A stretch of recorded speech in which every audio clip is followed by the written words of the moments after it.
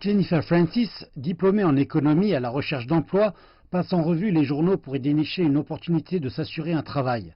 Cette jeune femme de 29 ans a été licenciée de son emploi précédent dans une entreprise de communication peu après le confinement dû au Covid-19. Les entreprises réduisent en effet leurs coûts et par conséquent les offres qui se présentent à Jennifer sont rares. La plupart des entreprises dans lesquelles je postule à un emploi me répondent d'attendre après la pandémie.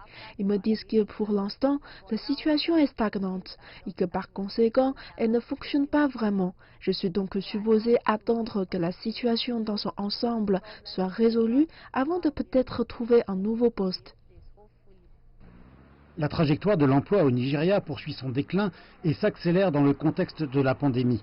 Le taux de chômage a plus que doublé au cours des 5 dernières années, passant de 10% à 23,1%. Et les nouvelles projections du comité économique du gouvernement indiquent que ce taux pourrait atteindre jusqu'à 33,6% d'ici la fin de cette année.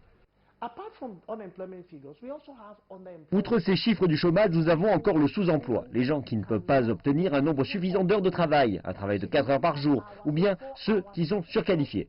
Il y a des diplômés qui remplissent une fonction inférieure à leur niveau d'études. Ce chiffre est supérieur à 30%.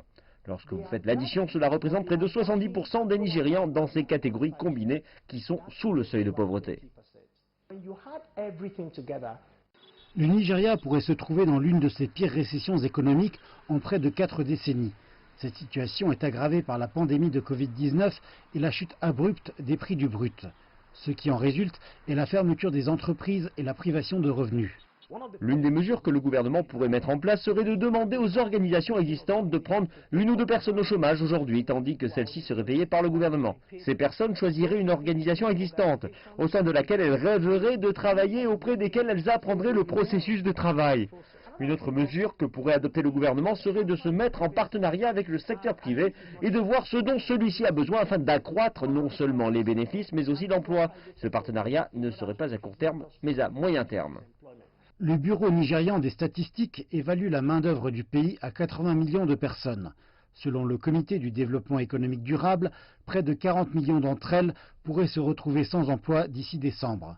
Alors que de nombreux jeunes essayent d'explorer les opportunités de créer leur propre entreprise, le financement de celle-ci demeure une limitation.